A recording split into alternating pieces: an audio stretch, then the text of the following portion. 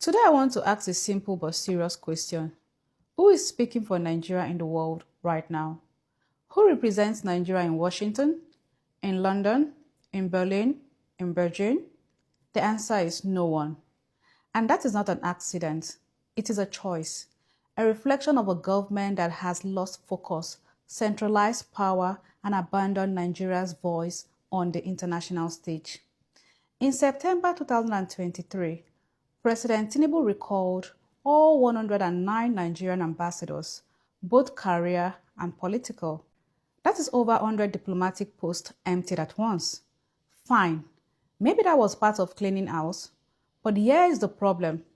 Up until today, August 2025, nearly 2 years, no new ambassadors have been appointed. What that means is Nigeria, the so-called giant of Africa, has no official voice in key countries. The foreign minister, Yusuf Tuga, even admitted that names of nominees were submitted to the president long ago, but Tinubu has refused to act. Why? Reasons best known to him. Everything must come from the bedroom in Lagos or the villa in Abuja. This is not leadership.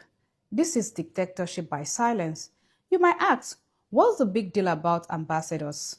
Well, ambassadors are your nation's face abroad. They are the ones who secure trade deals, negotiate international support, protect Nigerian citizens abroad, represent Nigeria in security talks and global crises. With no ambassadors, Nigeria is mute. No one to push for our interests. No one to respond to global issues that affect us. Countries without ambassadors are seen as unserious, and that is how Nigeria is being perceived right now. You want to prove that Nigeria is becoming irrelevant under President Tinubu? Look at Donald Trump. In July 2025, Trump invited 5 African presidents to a high-level meeting from Senegal, Gabon, Liberia, Guinea-Bissau, and Mauritania, but Nigeria was not invited. That is not just political. This is symbolic. It shows that Nigeria is no longer a diplomatic priority, even to former global powers. Why? Because Nigeria has no ambassador in Washington, no one lobbying, no one speaking, no one building bridges. And Tinubu is too busy playing internal politics, preparing for re-election, and running the country like a private WhatsApp group. Ministers are figureheads. Even decisions like appointing ambassadors are stuck because one man refuses to delegate. This is a one-man show, and Nigeria is suffering from it. It is a sign of weak administration, not one that empowers, builds institutions, or listens to experts. Instead, it is selfish, centralized, and short-sighted. You cannot claim to be building a nation when your country has no voice abroad. You cannot claim to be fighting for Nigeria when you've silenced Nigeria abroad.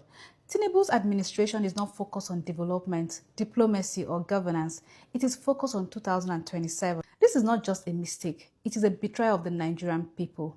Nigeria deserves a government that represents us home and abroad. At the end of the day, every decision or indecision in this administration leads to one thing: 2027.